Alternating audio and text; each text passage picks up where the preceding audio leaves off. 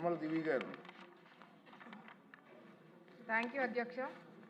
ఆంధ్ర రాష్ట్రంలోని అత్యంత పెద్ద సెస్ మా కాకినాడ ఎస్సీజెడ్ అధ్యక్ష. 2006వ సంవత్సరంలో దీన్ని రూపకల్పన జరిగింది అధ్యక్ష. సుమారు 3200 ఎకరాలకు రైతుల నుండి ఎక్వైర్ చేశారు అధ్యక్ష. ఈ అమాయక రైతులు మొత్తము 2400 మంది. తొండంగి, ఏవి నగరం, కోదాడ, పెరుమాళపురం, ఒంటిమామిడి మరియు కొత్తపాకల్ పంచాయతీల నుండి ఎకరానికి 3 లక్షల రూపాయలు నష్టపరిహారం ఇచ్చి ఆనాడు కాంగ్రెస్ ప్రభుత్వం రైతులకు అన్యాయం చేశారు అధ్యక్ష. కానీ 2014-2019 మధ్య మన టీడీపీ ప్రభుత్వం ఆ నష్టపరిహారాన్ని ఎకరానికి 5 లక్షల రూపాయలు ఇచ్చి వారిని ఆదుకోవటం జరిగింది అధ్యక్ష. కాకపోతే మొత్తం తీసుకున్న 3200 ఎకరాలలో సుమారు 987 ఎకరాలకు రైతులు ఇంకా నష్టపరిహారం తీసుకోలేదు అధ్యక్ష. వీరి సంఖ్య 1287 మంది రైతులు అధ్యక్ష. అలాగే అరవిందో, కాకినాడ, గేట్వే పోర్ట్, డివీస్ వంటి సంస్థలు మా భూముల్లో వ్యాపారాలు చేసి కోట్లలో లాభాలు గడిస్తున్నారు అధ్యక్ష. కానీ రైతులకు మాత్రం న్యాయం జరగటం లేదు అధ్యక్ష.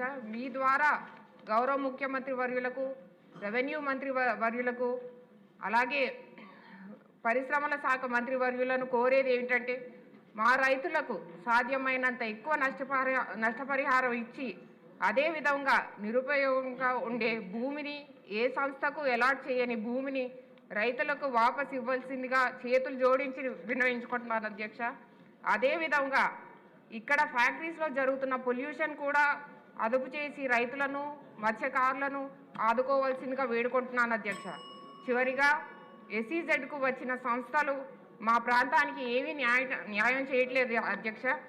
ఉద్యోగాలు మరియు కాంట్రాక్ట్ వర్కులు కూడా బయట వారికే ఇచ్చి ఈ ప్రాంతం వారికి అన్యాయం చేస్తున్నారు అధ్యక్ష.